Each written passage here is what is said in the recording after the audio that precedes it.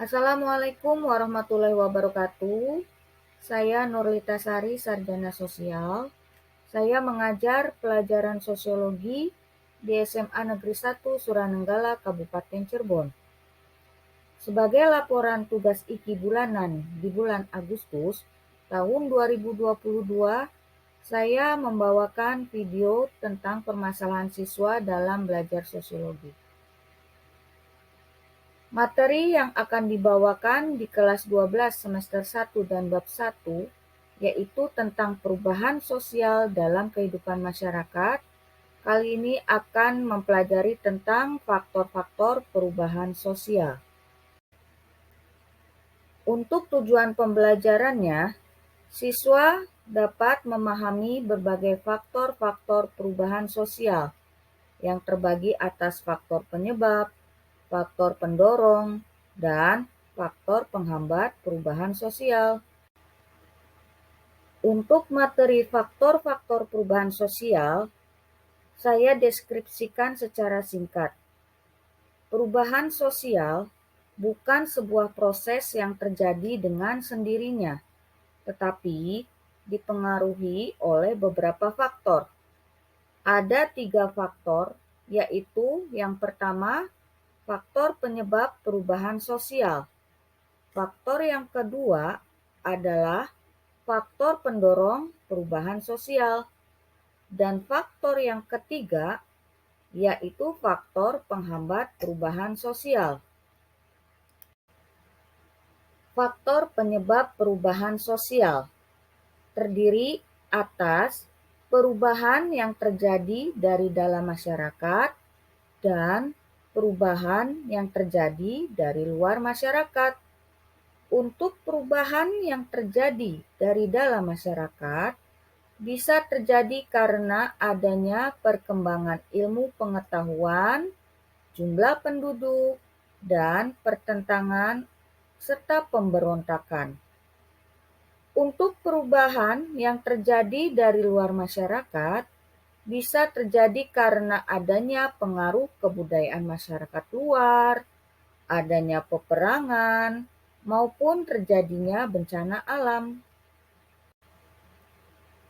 Faktor pendorong perubahan sosial terjadi karena adanya kontak dengan budaya lain, sikap saling menghargai hasil karya orang lain, dan adanya keinginan untuk maju. Sistem pendidikan yang maju, adanya toleransi, sikap terbuka lapisan masyarakat, dan ketidakpuasan masyarakat terhadap bidang-bidang kehidupan tertentu, serta adanya orientasi ke masa depan bisa menyebabkan perubahan sosial.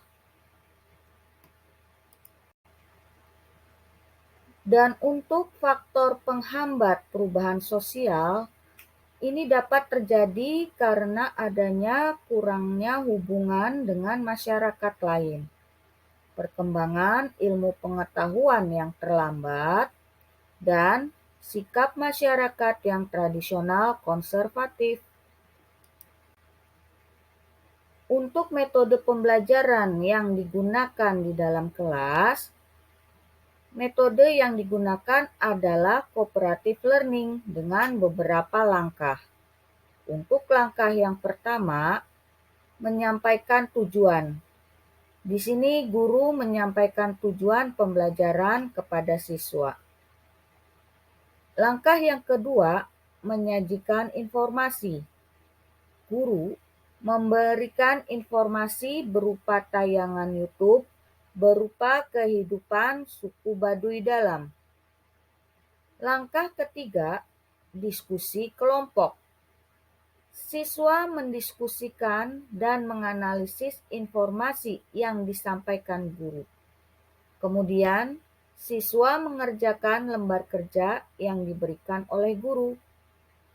Langkah yang keempat, presentasi hasil kerja kelompok. Siswa mempresentasikan hasil diskusi dalam lembar kerja siswa.